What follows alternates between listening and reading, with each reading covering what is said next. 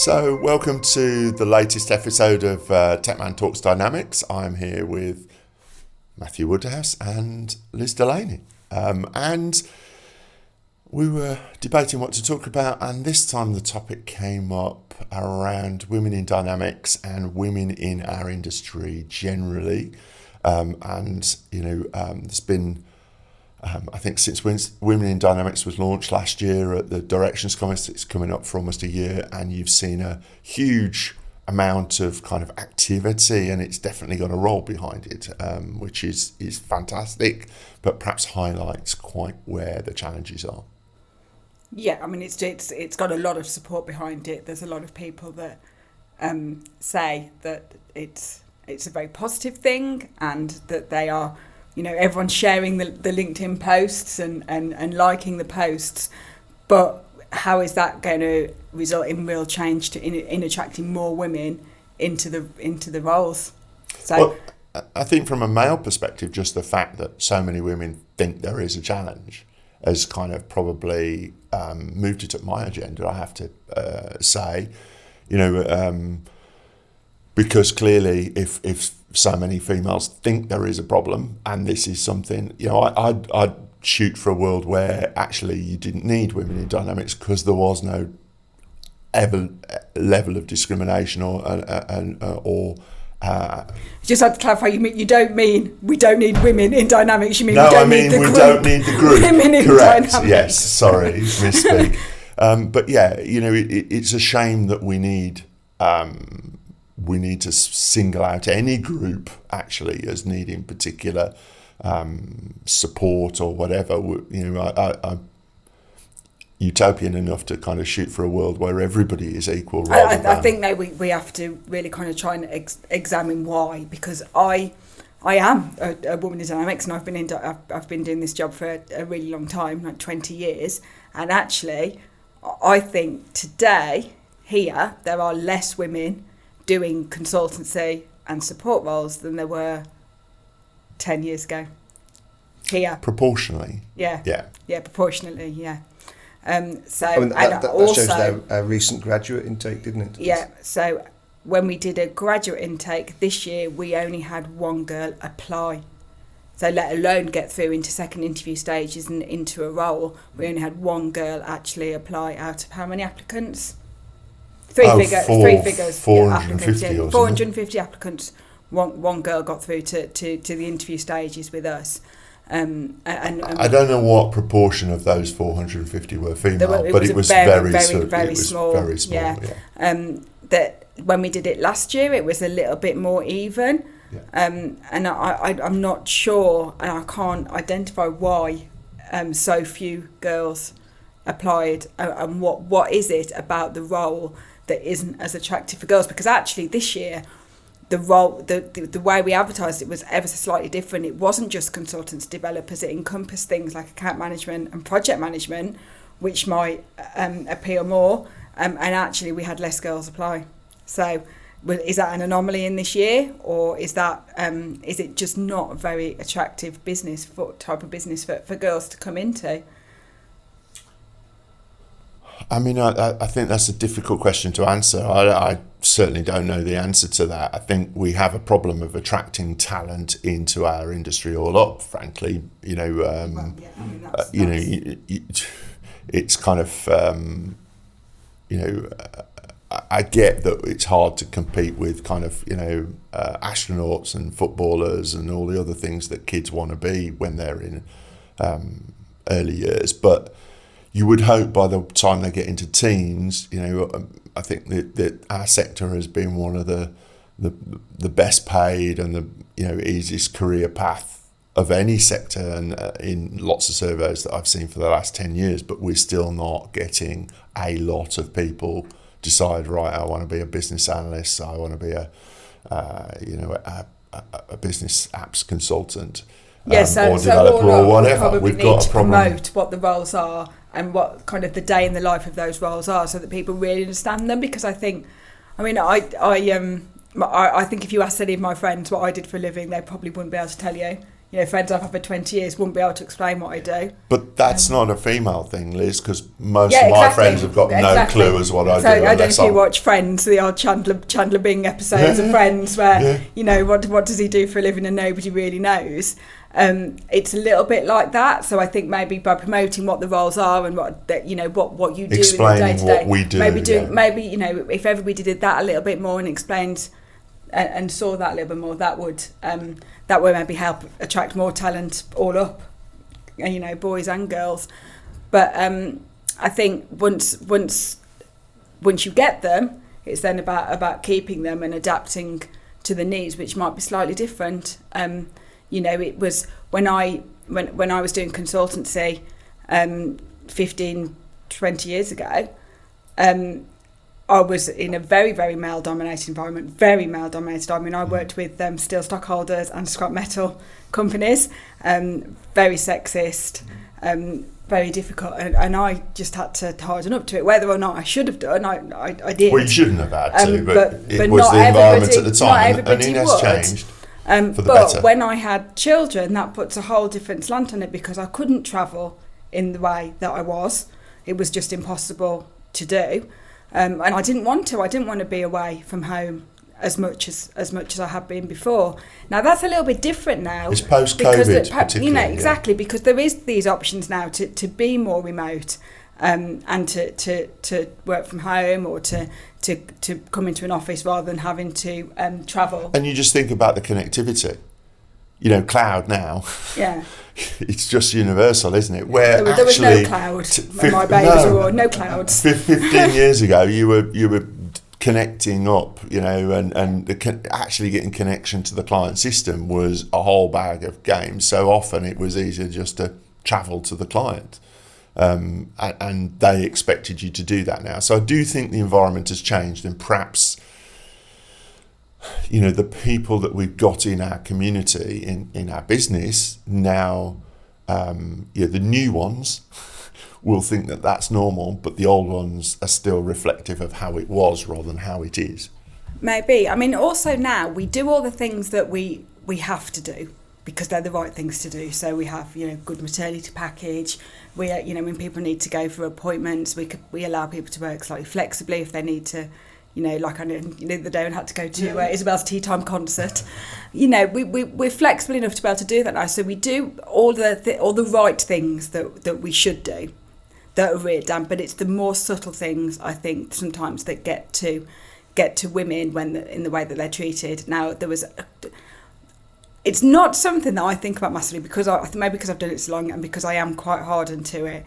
But there were 2 incidents yesterday where I was stood, it was our customer day yesterday. Another thing, the majority of the attendees there were male as well. So that's, so also our kind of counterparts on the customer side and the decision makers there are also very, very male dominated. But there were a couple of occasions where I was stood with a male colleague and the male talking to us would address their comments to him rather than to me, right. Even though I was potentially more senior. So there is still very subtle things, I think, that and maybe sometimes people feel that they have to check up a little bit more on their female employees or treat them slightly differently. I don't know, and it's slightly more. So the things that we have to do, we all do now.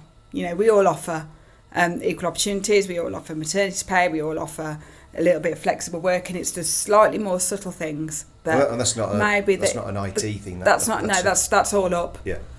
But I suppose because our industry is so male dominated, you notice things like that more slightly. Maybe it's just the more subtle things. I mean, just asking the question because I'm genuinely interested. You were on the keynote yesterday, which was the first session of the day. So, from that point, nobody in that audience should have been confused about your seniority in our business. Yeah. So was that before or after? Yeah. If I go shopping for a car with my husband, the car salesperson will address my husband. Yes.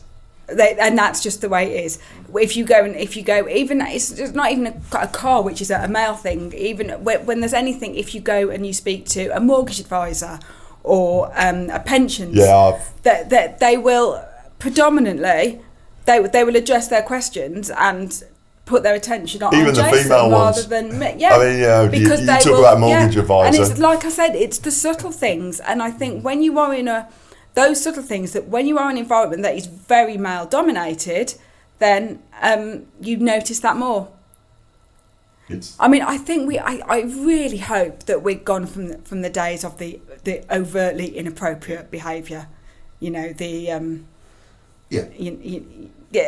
really hope, and I've been on the receiving end of that, and it's again you kind of toughen up to that a little bit. And you shouldn't have to, though. No, you shouldn't have to. But I really hope that isn't an issue. That I think it's the more subtle things. It is that you don't feel as valued as your male counterparts still, just because of some of these subtle things where people may address a question to. Yeah, and actually, if I'm looking at myself and hoping that my behaviour's right, I guess is the word I'm looking for, and I think it's a situation where that from the male perspective, I think it's certainly the ones in our industry, most of the decent guys I know are trying hard to not do the wrong thing, and actually a lot of them are fairly petrified about doing the wrong thing, so it can go to the point of they don't do anything because they're not sure whether it's appropriate or not, and probably if they're worried about it, it isn't, so that's the safe option. So I think that's good in a way that they're thinking about it and working out, and behaviour will change over time. Habits that you just have always done something this way, and you grow up in an environment, and nurture is a big part of the way we all behave. People come into our industry from home environments and so on, where my parents' generation. My dad was sexist. I can spot that a mile off. And mine. Yeah. So that was the environment I was brought up in, and it was it's only when I got out of that I started thinking about actually that's not right, and changing behaviour, and that's changed. I fully confess, as a 50-year-old, my behaviour has changed a lot since I was in my 20s to where we are today. And probably will continue to change. I think society's changing, which is a good thing that it's evolving. I hope so. I mean, my daughter plays football, and she plays football for the school, but she was the only girl. And they went to an away match, and she was the only girl. And one of the boys said to her, "Why are you on this team? You should be over there playing hockey." Now he's not. He's got that from somewhere. Yeah. He did, but I've heard you tell that story ago. Yeah. That was a couple of years ago, this was the last year, yeah. But hopefully, what happened in the summer with a kind of the Lionesses winning the. Yeah, I hope that it makes a difference. And you've seen the tendencies at women's football, and it's now the perception is changing that women play football and actually can play pretty good football. But it is the subtle things. Everybody now is so conscious of being politically correct, and so conscious of making sure that there are equal opportunities, and that all people are catered for, that all of those box ticking exercises are done, but it's those that there's still those nurtured, subtle behaviours that make things sometimes more difficult for women, and when something is so male dominated, it just makes that more. And also we are different. I am generally much more emotional than Matt. You could say something to Matt and he'd laugh. You could say something to me and I'd cry. We are fundamentally different. Yeah, but I think there's other males who would also cry. There are. That's personality. But I think predominantly, women are more emotionally led, and potentially could take things more personally perhaps than men, and maybe that's because of all these sort of things that they're always maybe reading something more into a situation than is there, and then it becomes really difficult to know whether it's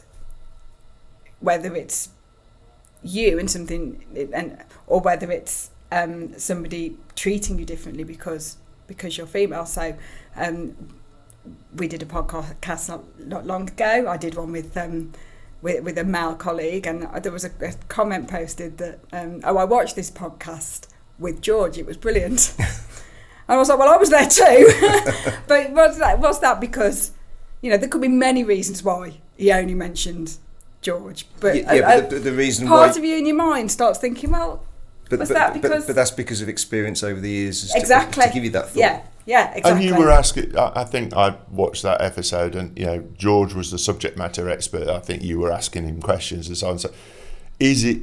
Yeah, that person might have not had any. That might not have been a factor. And there's a good chance that it was nothing to do with that. Yes. But because of all these things, that's where you think, and that's where there just needs to be a change there, I think, sometimes, and people do not, and people who will say that they are absolutely not sexist will still display those slight. Yeah. I mean, I think you talking about it is a good kind of, I won't say start, because hopefully positive. We've already started this process a long time ago. That's why when James suggested doing this podcast, I said, let's do it. Yeah. And I know we were all probably a little bit worried that we'd say something wrong. But actually, it's far better. It's far too many times, It's far better that we open up this conversation. Yeah. Yes. I would welcome anybody within Tecman if they felt that they'd displayed those behaviours to come and talk to me, and I'll tell them.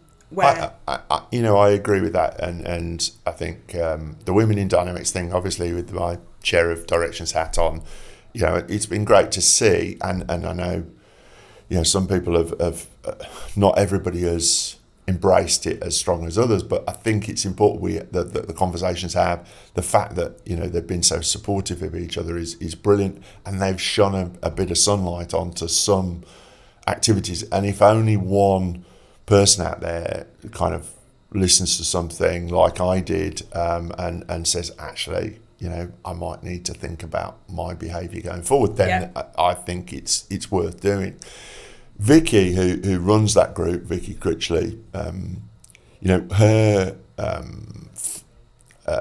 they've done some survey work which they'll talk about in Hamburg, about analysis of kind of how many women are in the channel, and and specifically the level, and she's one of the things they've identified is people at the lower level coming into organisations.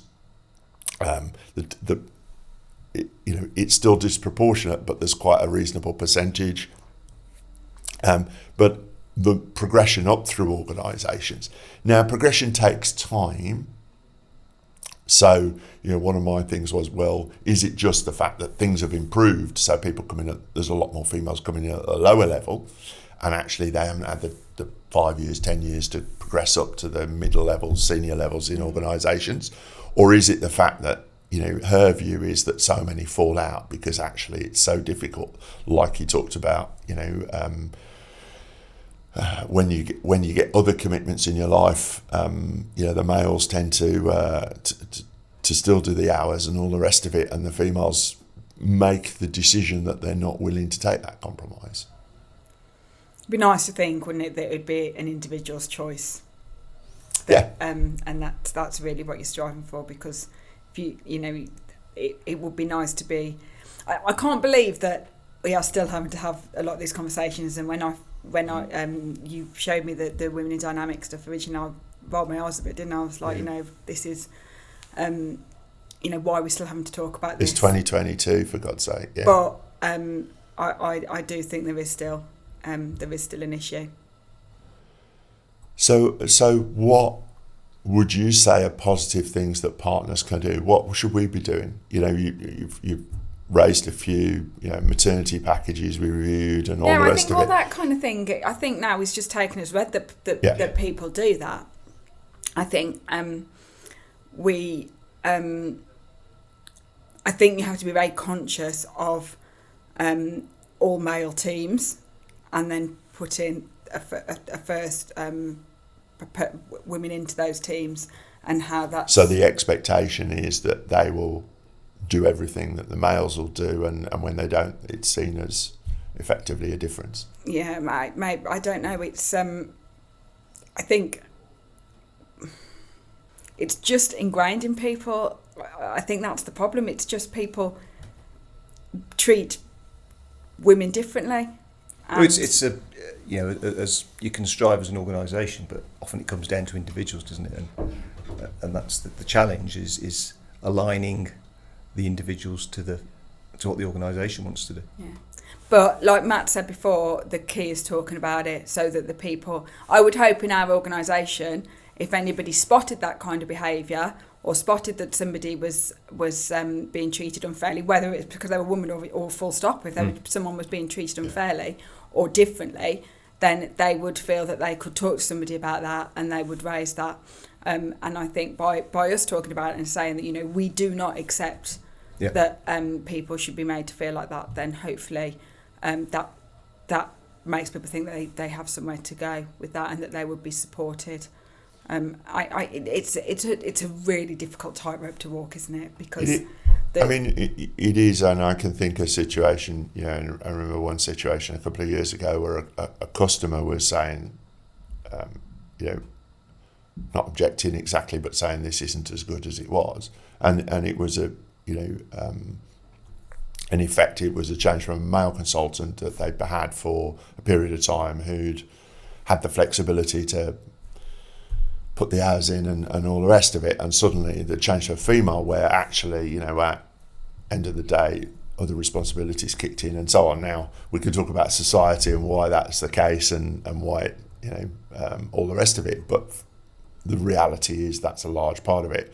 And I'm saying, well, look, you got used to a situation which you shouldn't have got used to, because working all through the evening is not what any, that's not a male-female thing. That's some people that are willing to do it and will do it because of their commitment, etc., and others won't.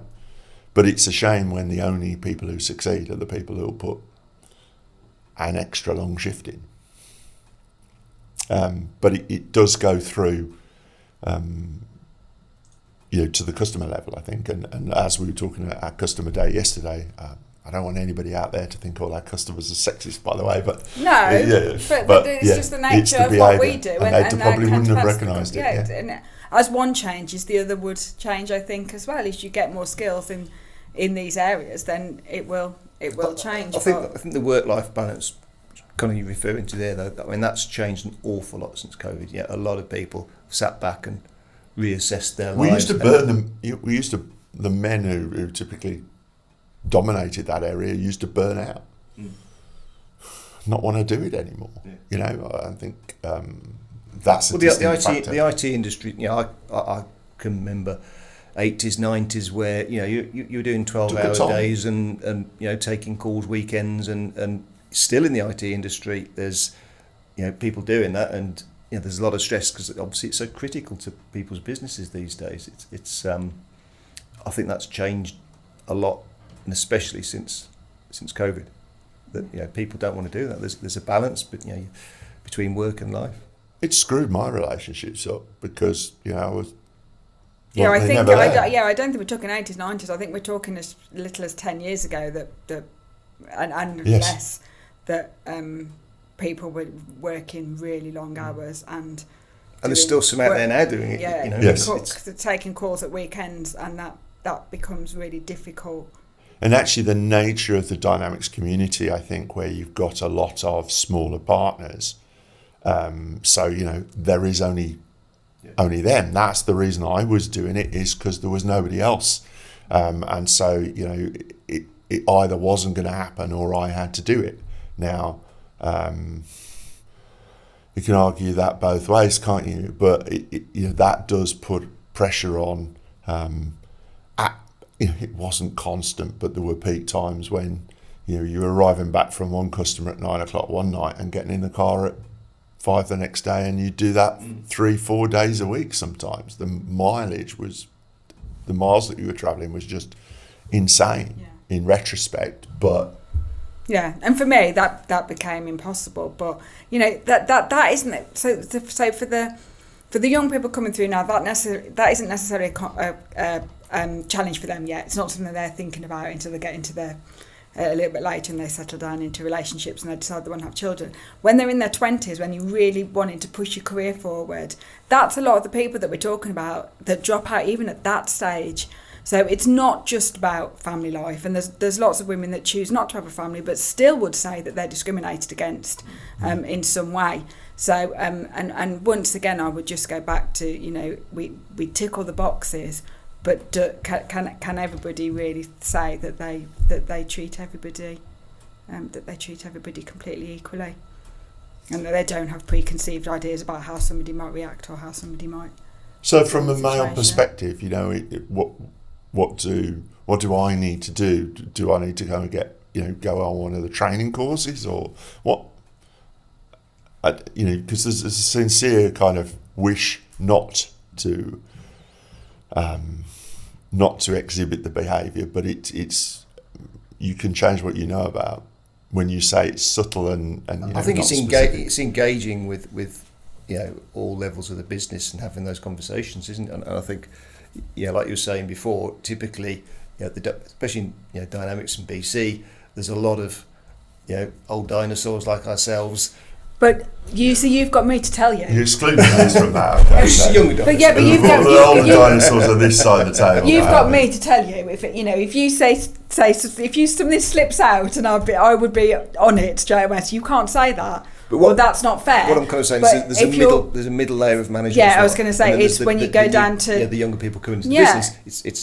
It's kind of. But it's more difficult for them to challenge. So you have to give them an environment where they feel comfortable to challenge that kind of behaviour, or if they can't challenge it with the individual involved, that there's somewhere they can go. Whistleblowing kind of. Yeah, but also as well. Somebody that I can talk to reasonably about it that isn't going to, go all HR complaint about it, because there are occasions where it is just genuinely an issue with a person rather than their gender or their there are those situations as well. So that's what I mean. There's a really fine line here, but everybody should feel comfortable that they can challenge that kind of behaviour, and that if they can't challenge it with the individual involved, they have somewhere to go. Yeah. I mean, I think the academy program has probably been good for us because the people coming into the business who've just come through the kind of university and that culture are super sensitive to lots of this stuff. Been really. The environmental stuff as well is stands out that they're super passionate about. This is clearly another topic they're super passionate about, and so they do feel a greater social responsibility than perhaps we would have done, in our 20s when we were just bothered about our career, earning more money and progressing. Yeah. That for me anyway. That was kind of. That was what you didn't, and then spending all that money on a weekend and. But they have a greater social responsibility. So whether that is around environmental issues or social issues or equality type issues, and that's a really good thing. So we have to make sure we keep pace with that and we understand that mentality, because it is really difficult because we have not been also brought kind up of that way. that they don't feel alienated by behaviour of people who perhaps went through who are 10 years before them and have different perceptions and standards, I guess. And can highlight, what we need to talk about and decide where that fine line is. Mm. But yeah, I think talking about it is. And talking about it internally is talking about it internal to the organisations. It's not it's great that, as I say, Directions is doing something, but I think every organisation, it needs to go down inside that organisation and be a topic of conversation. And that's not just I see some of these organisations that appoint a diversity champion or whatever. Yeah. Well, it's everybody's responsibility to do that. So for me, we have to work we have to work on attracting. We should not box. There should be no tokenism. There should be no box ticking. We should work on on showing the roles that we do and explaining what we do in a better way, so that it is more attractive, not just to females, but to all people, so we can attract the best talent. Because my God, we need it. And what shouldn't need saying, but I will, is some of the best talent I've worked with has been female. Well, of course it is. I mean, it's it's going to be. It's half the human race, James. I know, so there's guaranteed to be some superstars in there somewhere. If you look, and not some. I don't think the proportion of male superstars to female superstars is entirely different. No. I could go outside this room, and actually some of the female developers are as good as anybody I've met. Of course they are. But there's a perception about role. Because that's subtle sexism right there. But that goes without saying. Of course, the people. Yeah, I know. If you go out, the reason I'm bringing that up is that again, if you look at the survey, a huge proportion of the females, and even within our organisation, the one team that's the teams that are dominated by females, where the female proportion is over half, is things like account management and marketing, and there is a suggestion in terms of numbers that consulting, development, the more technical roles. Now, I think that the reason the numbers are skewed is actually, you mentioned it earlier, that we don't get the applicants. We don't. So we need to better advertise what the job is. It is not the crowd type IT roles of the past, is it? And the reason I'm highlighting that you can be female and a really good developer and consultant is not to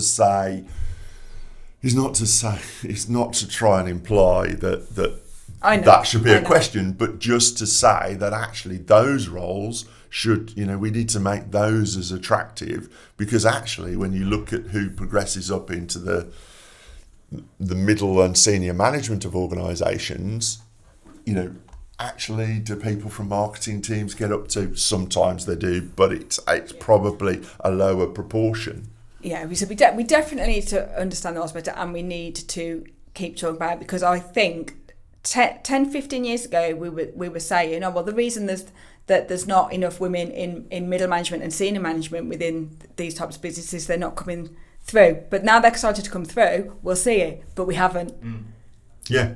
So why? Why are they dropping out, or why are they choosing not to pursue the career? For women in dynamics at directions, what's going to be happening this year? Ooh, I'm not sure if I'm breaking confidence. Is there anything on stage? There's some time on stage. They've got a couple of sessions. They ask for a lot of sessions. Everybody asked for a lot of sessions. We had best part of 400 people wanting stage time, and we got 90 slots. So I think... So they didn't get as many as they wanted, but some nobody else did. Some of that content, publicising some of that content, really pushing out what the roles are, what these some of these really successful women do that isn't techie, would be really a positive thing to do. I think and it's not just women. At the risk of sounding off message, it's not just women. I think we as an industry need to go out and evangelise around to attract. There's a demographic deficit in the number of people coming, young people. The birth rate has slowed down. We're going to have to compete for talent like we never have previously, and if we want the best talent, which sure we'd all aspire to, then some of the other industries have got a lot more advantages in terms of visibility and profile than we have. If we want a wider pool to select from, we've got to push that message out there to everybody that this is. We have this is really got to go and bang a drum in a way that we've never had to previously. And you know, the way some of our customers go and buy a new machine or invest in the future, our investment has got to be creating the videos, creating the material that humanises the people. You know, a job description. I was talking to somebody from Microsoft, one of the Women in Dynamics seminars, where one of the guys from Microsoft was saying, you know, how they've upped their proportion. And he made some really good points about the fact that you know, they've changed the proportion of male to female in their organisation, the technical side of their organisation, quite significantly. And one of the things they found was that, you know, the traditional job description, where it listed all the technical skills, and he made the point that, you know, the females reading those list of technical skills say, I don't have that one, and therefore they weren't applying. Whereas perhaps the males were just saying, oh yeah, I've got something similar. So they added the words or something similar to the end of all those technical descriptions, and they found the proportion of females applying went up. They put the soft skills required before the technical skills. Yeah. Which again made it seem more, you know, and they found the proportion of people applying that hadn't done the job already for 5 years went up. They recorded videos of people who were doing the job, and specifically the person they were going to be working for.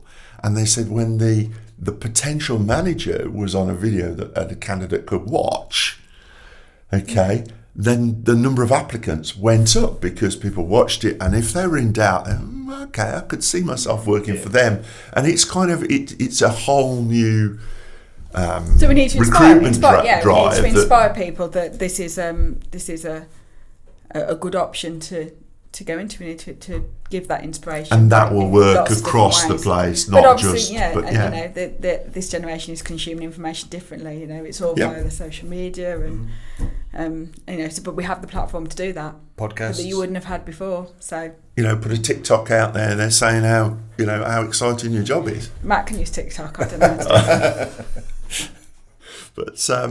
But yeah, I mean, granddads of TikTok. My daughter's taught me well. Dynamics TikTok. That's the next channel we need to start, isn't it? We laugh, but yeah. Thank you both for your input. I think you know, it's valuable. We need to keep talking about it, and across or within our individual teams as well, across the organisation. I think, you know, it is just like, you know, you get an intake of breath when you raise it as a topic.